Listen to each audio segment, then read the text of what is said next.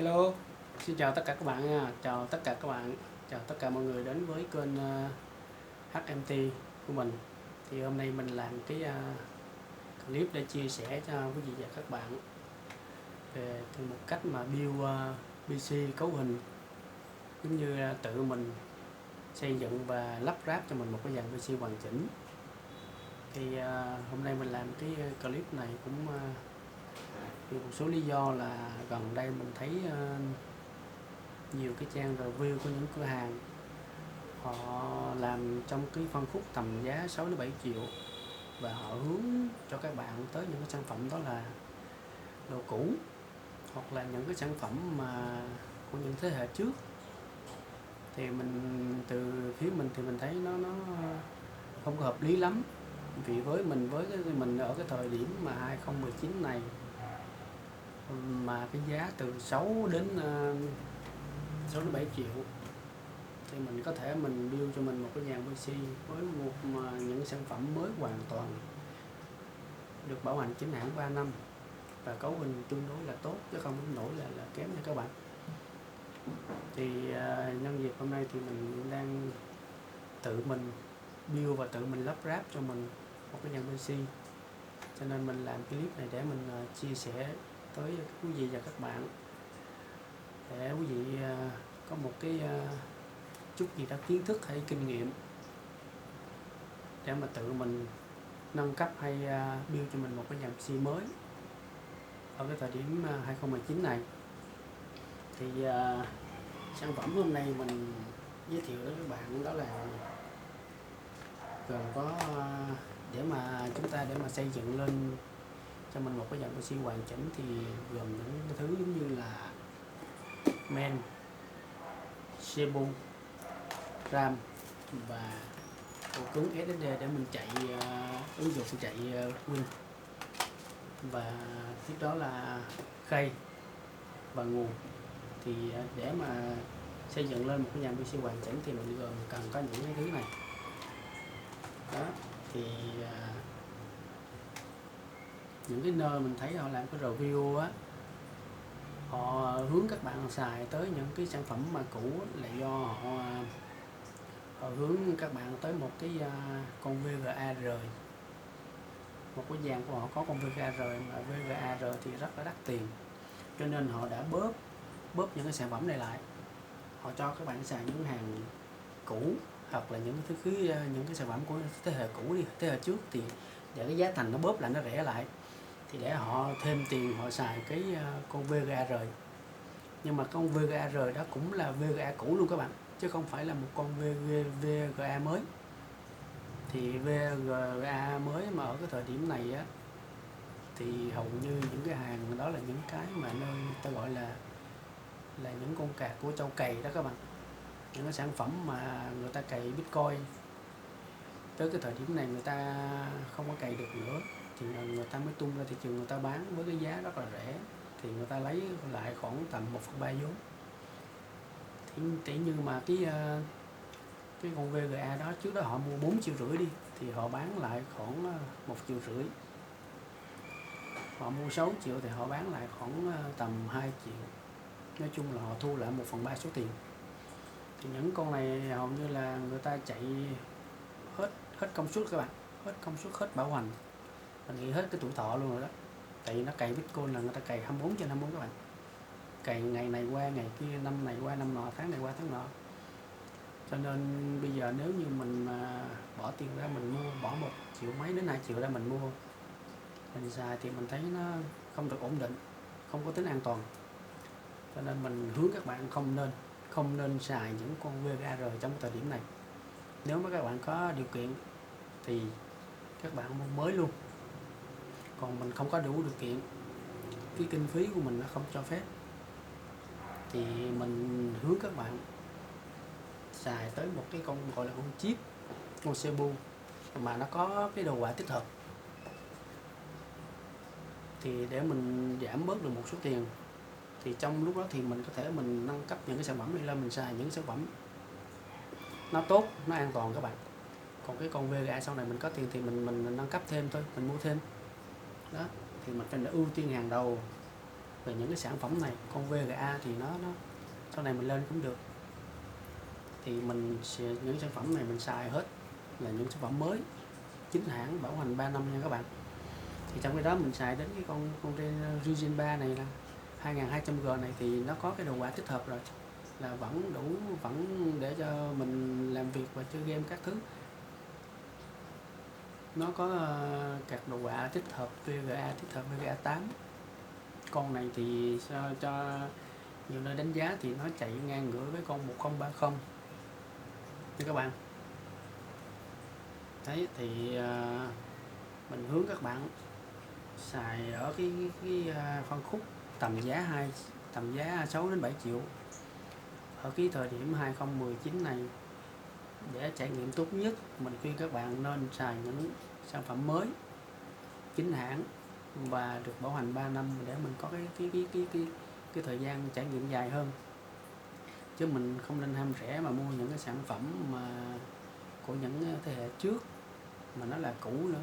Thì đồng ý, thì bây giờ mở thì nó vẫn lên đó, nhưng mà nó không có tính ổn định lâu dài. Mình xài một thời gian nào đó cái gì nó quang tèo, nó tắt liền cái rồi xong chút đó là chỉ đem đi vứt thôi chứ làm gì nữa. Thì đó, thì hôm nay mình vì cái lý do đó, vì cái mục đích đó, cho nên mình làm cái video này để mình chia sẻ tới các bạn. Rồi thì bây giờ mình giới thiệu sơ, tí nữa mình sẽ khui từng món cho các bạn xem nha. Thì đầu tiên thì mình sẽ xài con Ryzen 3 2200G của dòng CPU của AMD, có VGA tích hợp. Đó thì mình chỉ giới thiệu sơ thôi, mình không phải là nhân viên review chuyên nghiệp của một cửa hàng nào đó, cho nên mình không có nói chi tiết. Thì bạn nào mà quan tâm á, những cái sản phẩm mình đang giới thiệu đây á, thì muốn quan tâm cái cấu hình của sản phẩm đó như thế nào thì các bạn chịu khó lên mạng á, các bạn search thì các bạn sẽ đọc cái cấu hình chi tiết nó nha. Ở đây mình chỉ mình giới thiệu sơ thôi, rồi tí nữa mình khui từng phần cho các bạn xem. Rồi còn main thì mình sẽ chạy con main của Gigabyte các bạn, B450 Aorus Elite nha các bạn. Con main này thì sao với mình thì nó hơi bị khủng, hơi bị ngon nha các bạn. Và mình thích giới thiệu giá luôn, thì con này nó có cái giá là 2.250.000 nha các bạn. Các bạn nào mà muốn tìm hiểu cấu hình chi tiết thì các bạn chịu khó các bạn lên mạng, các bạn search đi, các bạn đọc cái cấu hình nha. Rồi con này giá 2.250.000, nó cho dòng nó chạy nó chạy cho CPU AMD nha các bạn. Còn cái con Ryzen 3 này thì giá nó 2.250.000 nha các bạn, 2.250.000. Mình thấy thì giá từng cái từng món luôn. Rồi con này thì cũng 2.250.000 đúng rồi, con này cũng 2.250.000 luôn các bạn.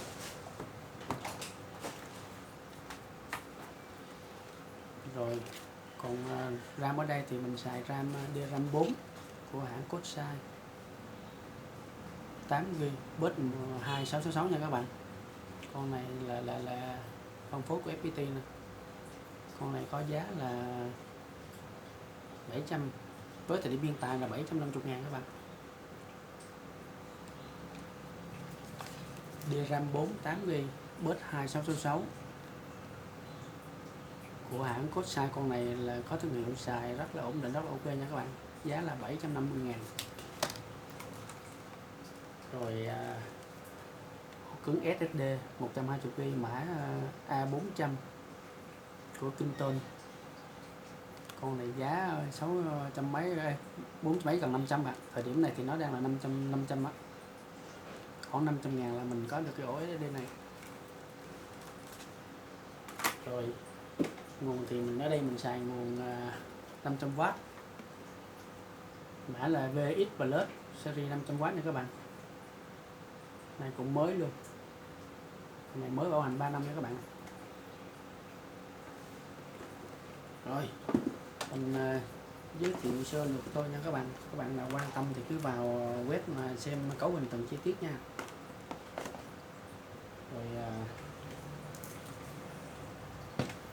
khay thì mình xài Khay của Gipco nha các bạn. Khay này thì hai mặt chiến cường lực, có giá là 650.000. Khay này rất đẹp nha các bạn. Khay này bạn nào coi cái clip trước của mình thì mình có test cái bộ khay với phăng LED RB của Common rồi.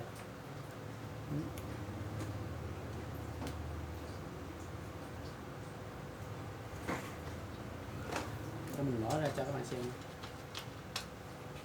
Bộ này thì cái cặp đôi này vừa đợt trước mình có làm cái video mình up rồi, mình test khay với phăng, bộ 6 phăng LED RB của Common các bạn. Thì mình lắp sẵn đó rồi đây. Thì hôm nay mình mới mình lắp sẵn cái bộ 6 phăng LED này nè các bạn, của hãng Common này. Phăng này nó có xin với men nha.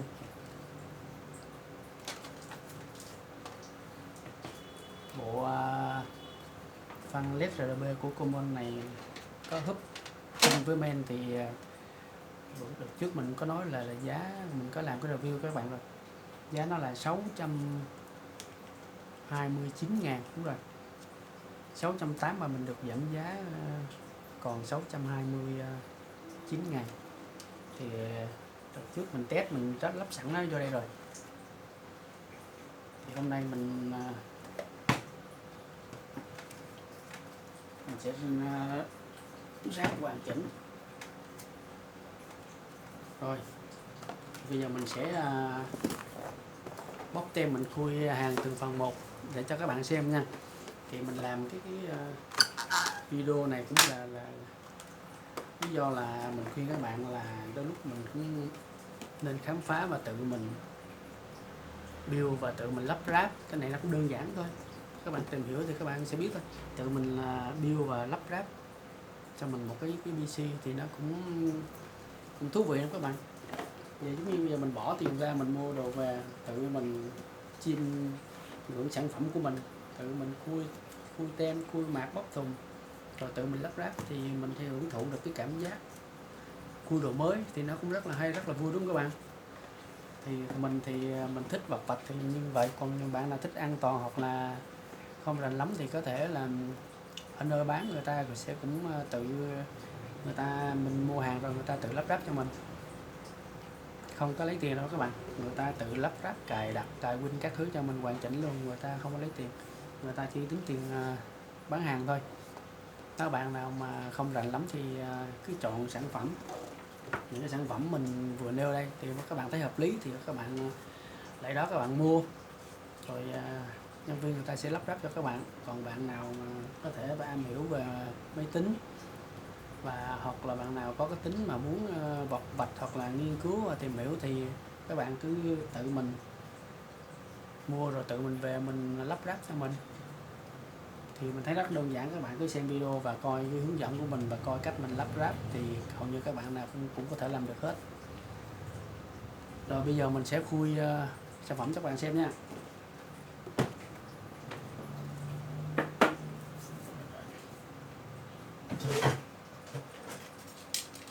Thì bây giờ mình bóc thêm cái con men này trước nha các bạn, cùng thơm.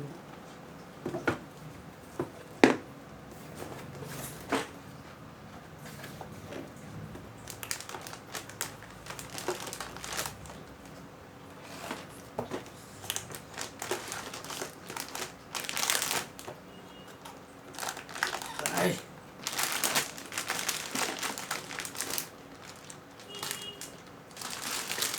Đây là con men mới nha các bạn, mới nha.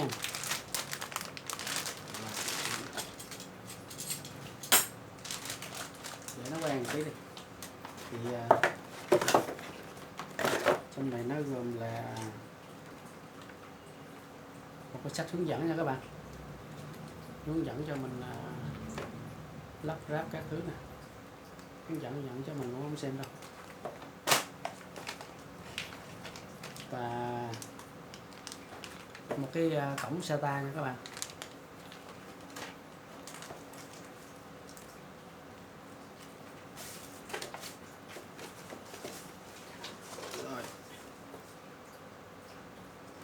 cái đĩa reverb, nhưng mà đĩa reverb này nó cũ các bạn, không có cài được đâu, nó bỏ cho có thì thôi, không cài được đâu.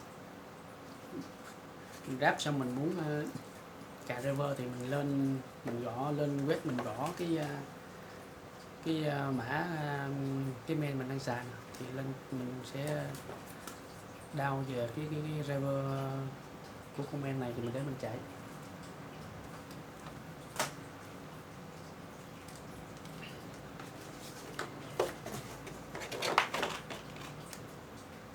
Có cái logo của Aorus này các bạn, con này mình dán lên đây nè.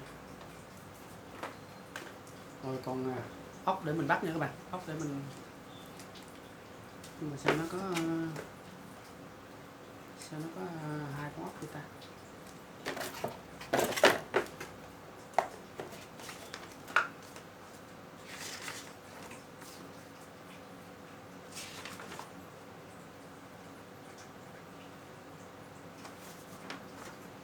Có cái tờ này hướng dẫn cho mình đấu dây nha các bạn.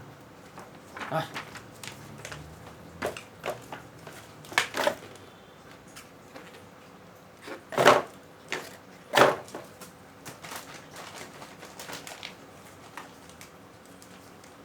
Rồi sơ qua là gì nha các bạn. Thì mình cứ để tạm lại đi.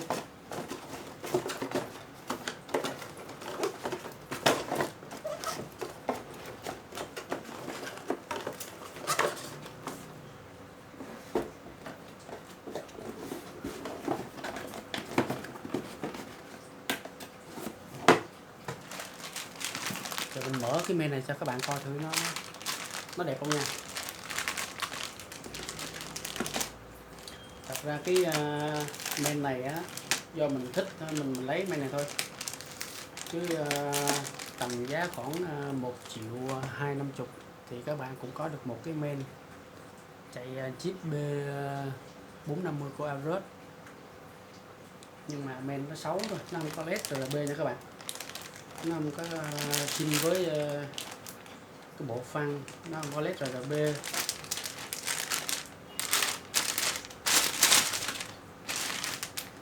Đây,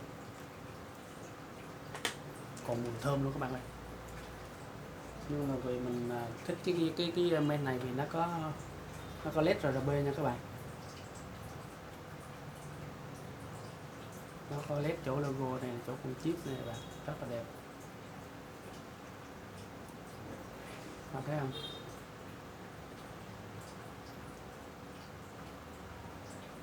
Đó, đây cấu hình của em nó nè các bạn. Thì mặt sau của nó thì nó có đầy đủ các cổng nha các bạn, rất nhiều luôn. Mình không có phải giới thiệu chi tiết nhiều về nó nha. Các bạn nào mà quan tâm thì cứ lên kênh trang chủ của Gigabyte á, coi cái mã của nó, rồi các bạn sẽ xem cái thông tin cấu hình chi tiết nha.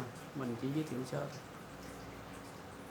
mình là người dùng thông thường, mình tự build tự ráp thôi, chứ mình không phải là nhân viên của review cửa hàng, cho nên mình không có nói chi tiết nhiều được. Thôi mặt sau đó các bạn,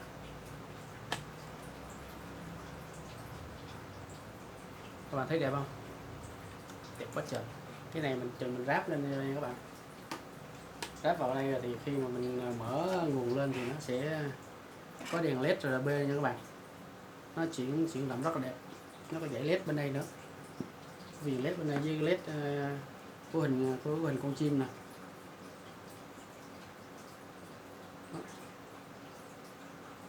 Mình thích thì mình mới lấy cái main này thôi, chứ nhiều có thể các bạn bóp nó lại, các bạn xài cái dòng main khác cũng của Gigabyte, cũng chạy chip B450 luôn, thì nó cũng có giá tầm 1.250.000 cũng có. Còn con này nó tới 2.250.000 thì do mình thích thì mình lấy rồi. Con này thì ngoại hình nó đẹp các bạn, còn mấy con kia thì nó ngoại hình nó xấu lắm. Nó cũng cấu hình như vậy nhưng mà nó ngoại hình nó xấu.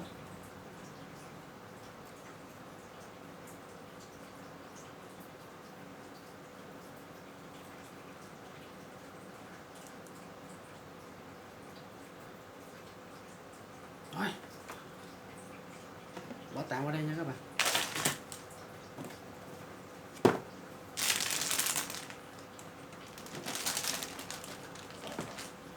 Rồi tiếp đến để mình program này đi.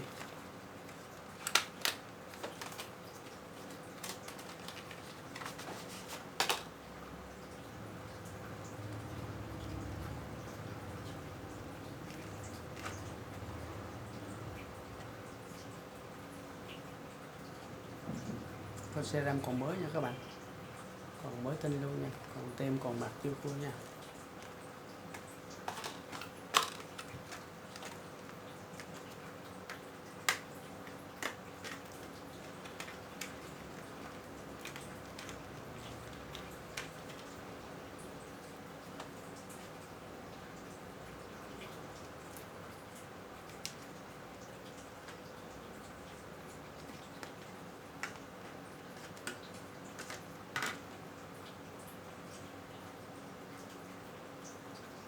Mới tinh còn thơm lắm các bạn ạ.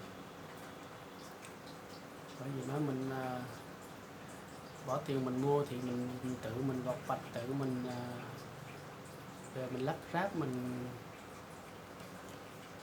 khui mạc khui tem thì nó vui hơn đúng không các bạn. Mình thích cái cảm giác này. Còn mới tinh nha các bạn à, còn mới luôn đó nha, bảo hành 3 năm cho các bạn. Rồi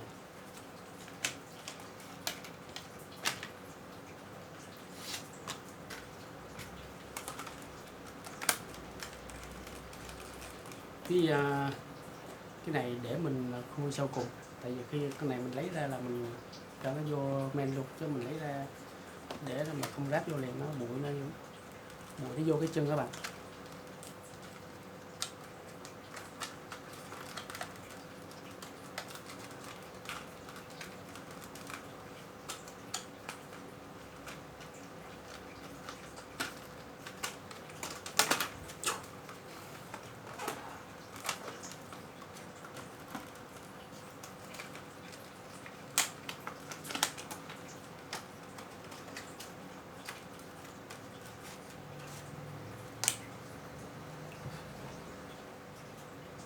Rồi.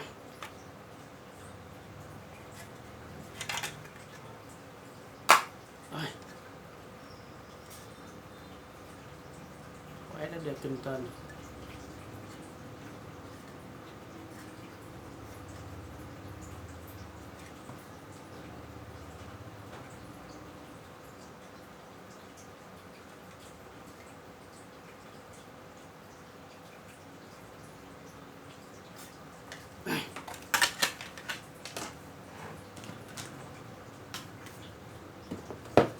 Còn nguồn này là nguồn này bữa mình test cái bộ led này các bạn, mình tháo mình lắp sẵn đây nè để mình test cái quạt led RGB đó. Thì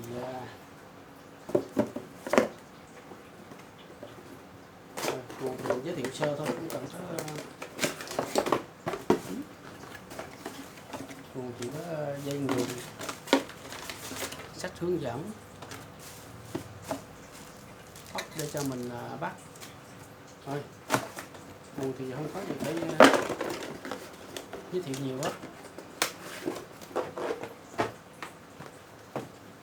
Đây bộ nguồn của nó là mình ráp sẵn đây nè nha các bạn. Các bạn nào muốn xem nữa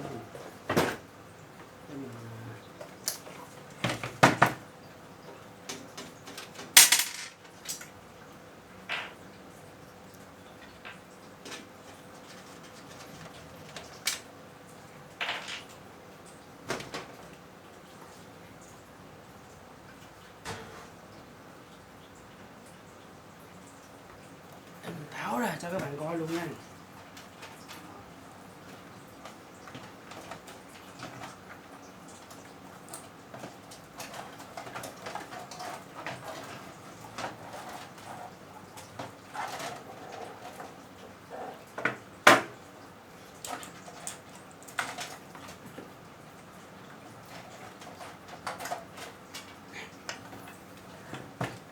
Đây Đây là bộ nguồn của nó các bạn, nguồn mới luôn các bạn ơi. Nguồn này nó có giá 510.000, nó là công suất thực, nó là 500W nha các bạn.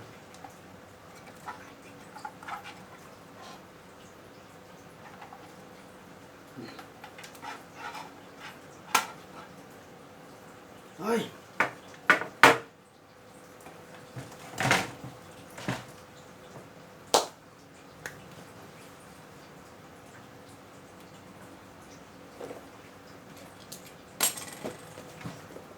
bây giờ mình cua cái con Cebu Region 3 này ra nha các bạn. Nó còn nằm trong đây nha.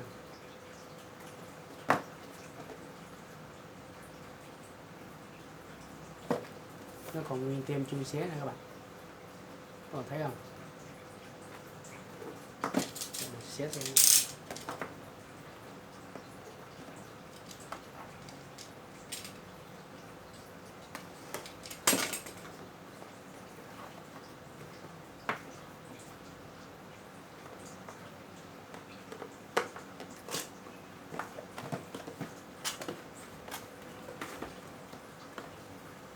Các bạn thấy sao? Cảm giác không? Tự mình khui hàng của mình nó mới thú chứ, đúng không? Đây con chip nó được nằm trong cái hộp nhỏ gọn này nha các bạn. Nó có chút xíu vậy thôi đó, nhưng mà nó vẫn làm một cái hộp to tướng gì. Chip nó nằm trong đây nha các bạn, một xíu thôi. Đây các bạn biết cái gì không? Đây là quạt nè. Đây là cái bộ quạt tản nhiệt cho Cebu nè các bạn.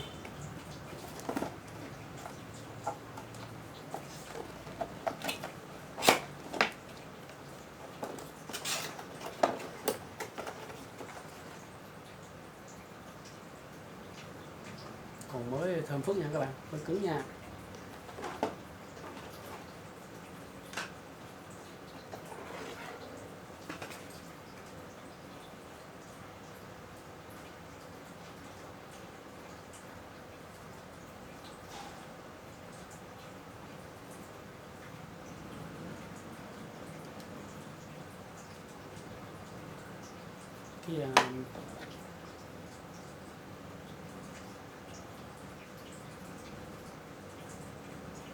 Cái này nó bôi keo tản nhiệt sẵn rồi nha các bạn. Cái này tí nữa mình cứ lắp vô thôi, nó đã có bôi keo tản nhiệt sẵn rồi.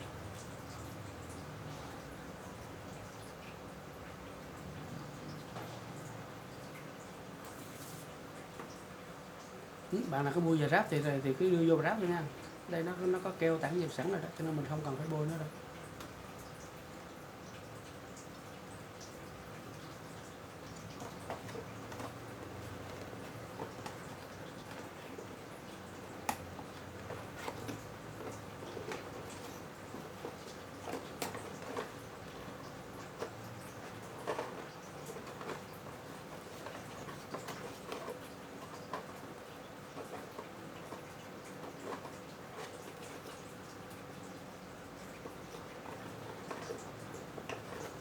Rồi, để tạm đây lại tí nữa mình ráp.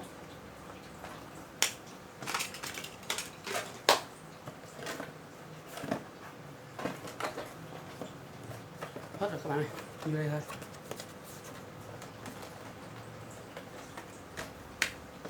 Rồi mình mở này ra nha.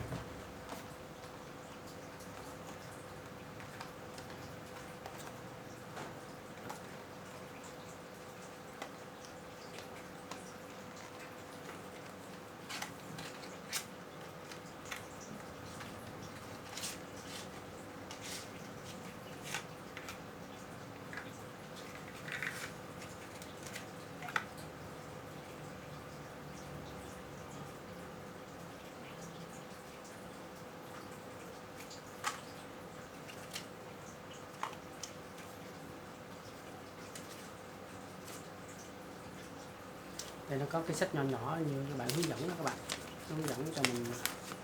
Nó toàn tiếng Anh với tiếng Trung thôi, mình không có đọc được cái gì đâu. Rồi. Giờ nhân vật chính của mình là con chip đây nha các bạn. Các bạn coi mã nè, Fusion 3 nè, 2200G.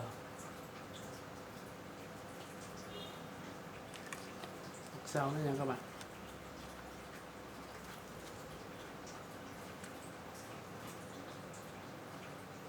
Đấy.